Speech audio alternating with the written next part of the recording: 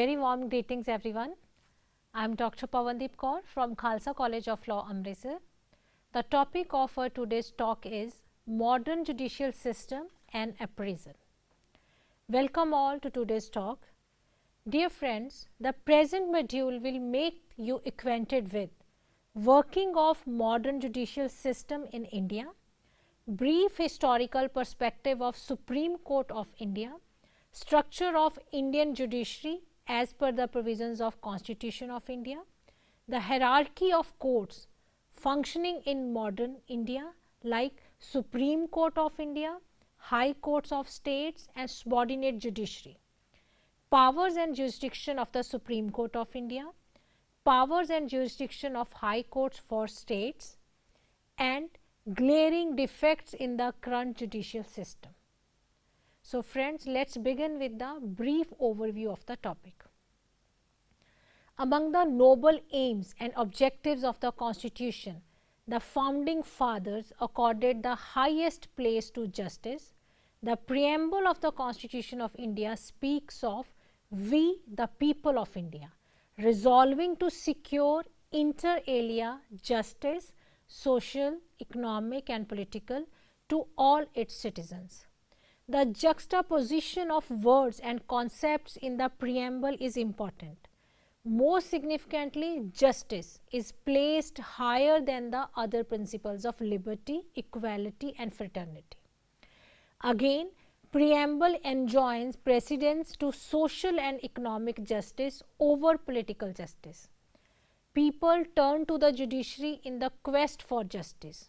There is a need to review the working of the judiciary during the last half a century and more, to assess how far a justice delivery system has been able to ensure equal social, economic and political justice to all the people as ordained by the Constitution and its preamble. The Constitution lays down the structure and defines, delimits and demarcates the roles and functions of every organ of the state, including judiciary, and establishes norms for their interrelationship and checks and balances. The independence of the judiciary is essential to the rule of law and constitutional norms. Indian administration is guiding by three pillars: legislature, executive and judiciary. In India, we have an independent judiciary. The other organs of the government cannot interfere with the functioning of the judiciary. The judiciary is that branch of the government that interprets the law, settles disputes and administers justice to all citizens. The judiciary is considered a watchdog of democracy and also the guardian of the Constitution. For democracy to function effectively, it is imperative to have an impartial and independent judiciary. An organ of government that deals with the administration of justice according to law is called the judiciary. It includes courts, judges, etc. The work done by the judiciary involves dispute resolution, judicial review, upholding the law and enforcement of fundamental rights. It resolves disputes among citizens, between citizens and government, and between two governments, central or state. It is the final interpreter of the Constitution and can override the Parliament. Indian judiciary is single, integrated as well as an independent as established by the Indian Constitution. Now, I would like to highlight historical perspective of the judicial system. Despite the restrictions placed on it, the federal court continued to function till 26 January 1950, when independent India's constitution came into force. In the meanwhile, the Constituent Assembly became busy drafting the basic framework of the legal system and judiciary. The members of the Constituent Assembly envisaged the judiciary as the guardian of rights and justice. They wanted to keep the judiciary independent and insulated from the coercion and pressure from other organs.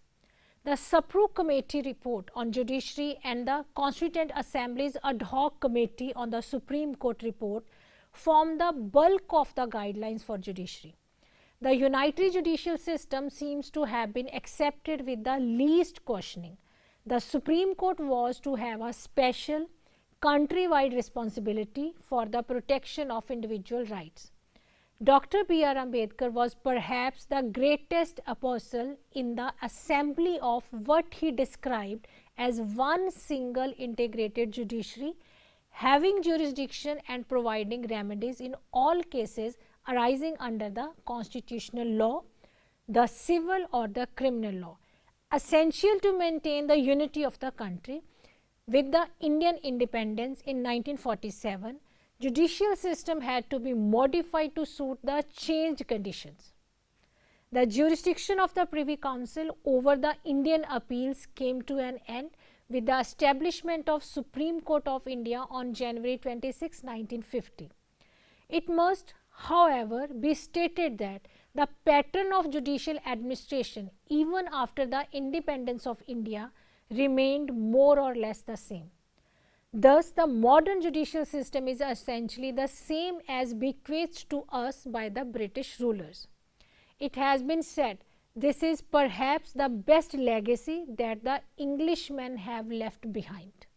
Presently, India has a fairly advanced judicial system having a well-defined hierarchy of courts with the Supreme Court at apex and several subordinate courts below it. The laws are mostly codified, having a uniform application throughout the country.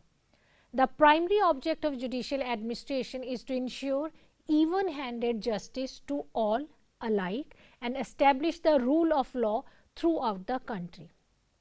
It is, however, distressing to note that the introduction of a uniform civil code as contemplated by Article 44 of the Constitution of India has not yet been accomplished despite the Supreme Court decision in this regard. The independence of the judiciary has been well guarded by the Constitution of India, and the provisions of appeal are fair to ensure justice for common man. Friends, moving further, now I would like to discuss the structure of Indian judiciary as per the provisions of the Constitution of India. The modern Indian judiciary is integrated and has three levels. The Supreme Court of India stands at the top as head of all courts, which is followed by state high courts, district courts and other subordinate courts, etc. Both central and state laws are enforced by a single system of courts. Provisions regarding the judiciary in India are contained in Part 5th under Chapter 4 of the Constitution of India titled Union Judiciary, and Part 6th under Chapter 5 of Constitution of India titled the High Courts in the States, and Chapter 6 titled Subordinate Courts respectively.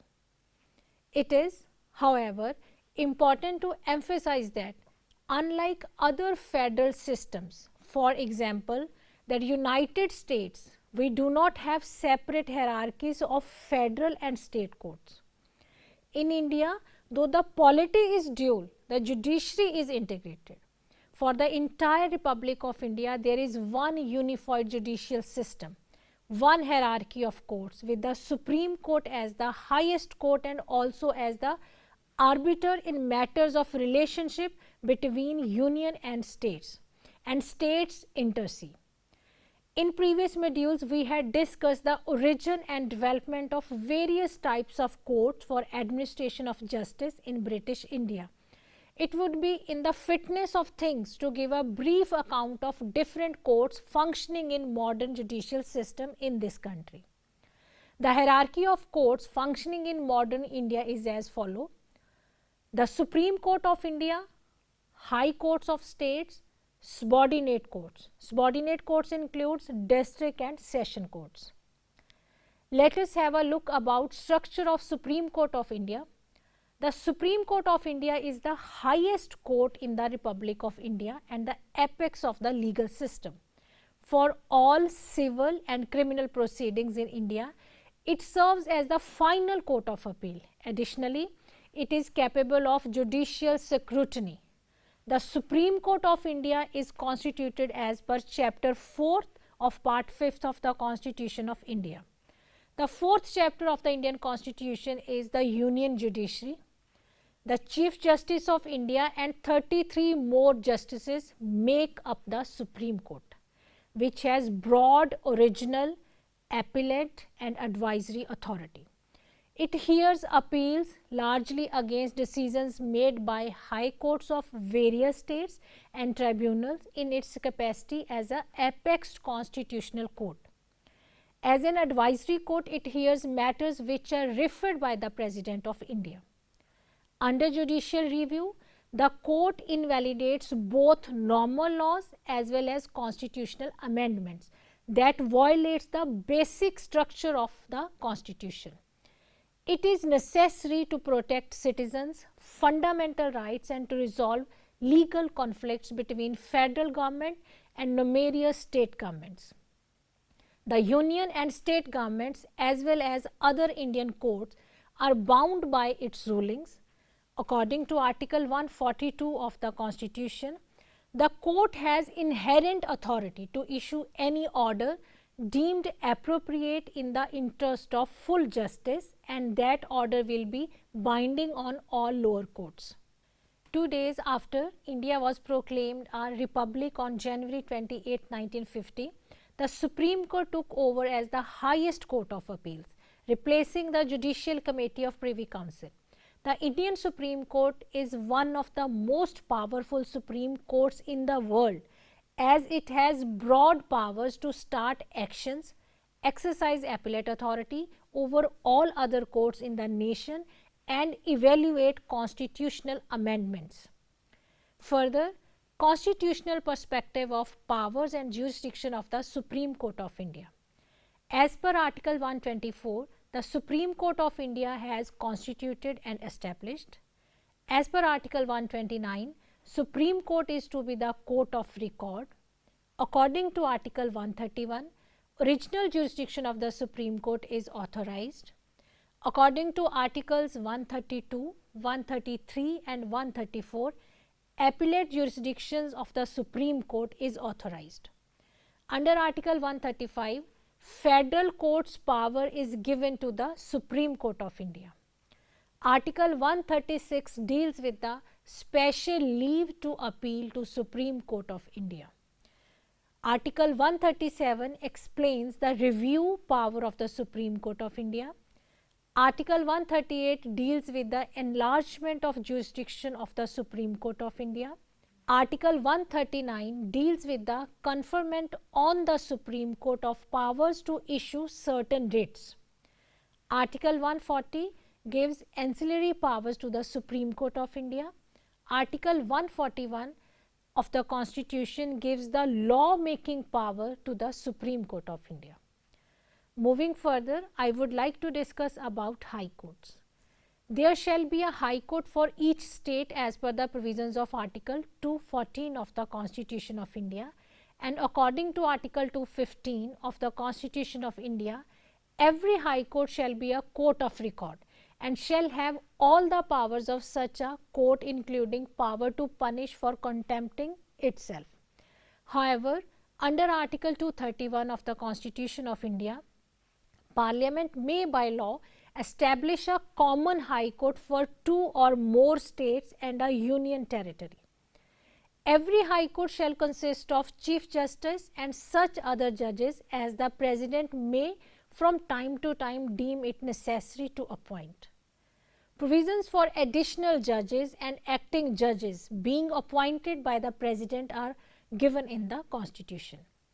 The President, while appointing the judges, shall consult the Chief Justice of India, the Governor of the state, and also the Chief Justice of that High Court in the matter of appointment of a judge other than the Chief Justice.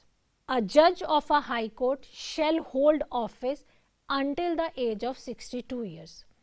Judge can vacate the seat by resigning, by being appointed a judge of Supreme Court, or by being transferred to any other High Court by the President. A judge can be removed by the President on the ground of misbehavior or incapacity in the same manner in which judge of Supreme Court is removed. Jurisdiction of the High Courts. The High Court is the highest court of appeal in the state vested with the power to interpret the Constitution. It is the protector of fundamental rights of the citizens. Besides, it has supervisory and consultative roles. However, Constitution does not contain detailed provision about the jurisdiction and powers of High Court. At present, the following jurisdiction are enjoyed by the High Court. The first one is original jurisdiction of the High Court. Jurisdiction of High Court of a state is along with territorial limits of the state. The original jurisdiction of High Court includes the enforcement of fundamental rights, settlement of disputes relating to election of union and state legislatures, and jurisdiction of the revenue matters. Further, appellate jurisdiction of the High Court. Its appellate jurisdiction extends to both civil and criminal matters. On the civil side, an appeal to High Court is either at first appeal or a second appeal.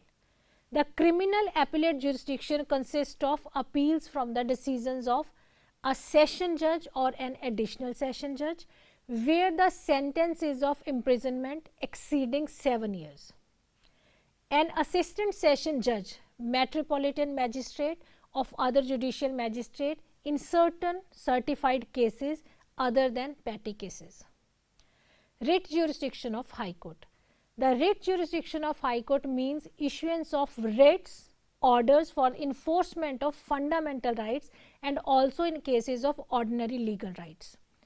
High Court also has the power to superintend over all other courts and tribunals except those dealing with armed forces. It can also frame rules and issue instructions for guidance from time to time with directions for speedier and more effective judicial remedy.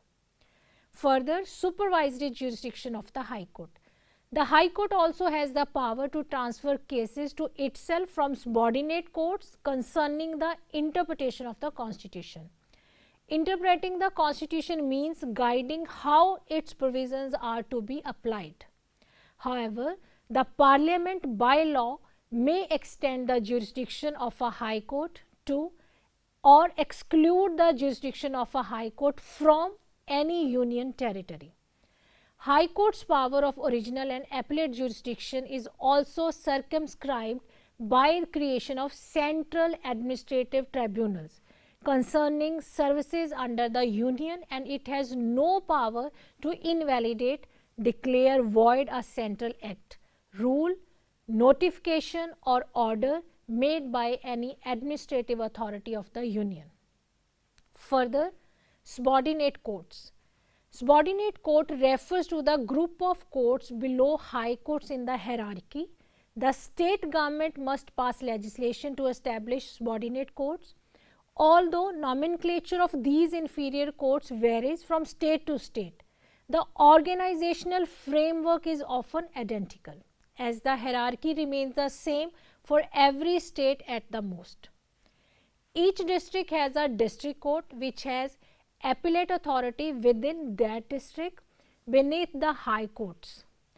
Lower courts such as additional district court, sub court, municipal magistrate court, court of special judicial magistrate of first class, court of judicial magistrate of second class, court of special municipal magistrate for factories act and labor laws, etc.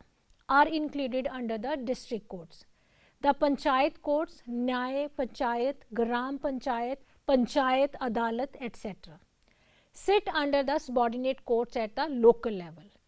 These are, however, not considered as courts under the purview of the criminal court's jurisdiction.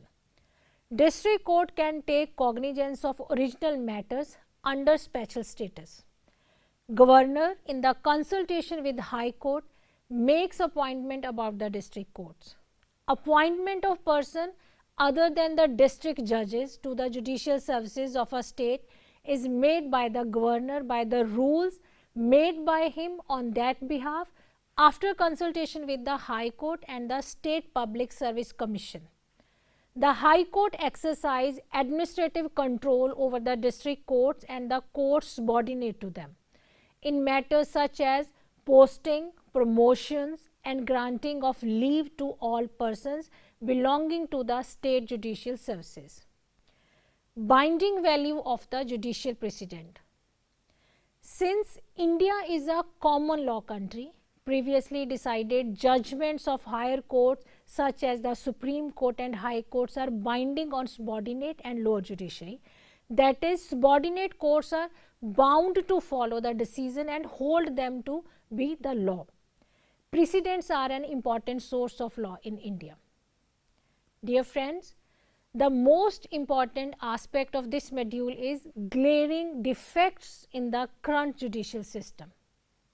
Despite many positive aspects of Indian legal system, there are certain glaring defects in the existing judicial system which need to be removed. A few of them are as below. The Supreme Court and High Courts are overburdened with appellate work which causes inordinate delay in disposal of appeals. The subordinate courts are also overworked.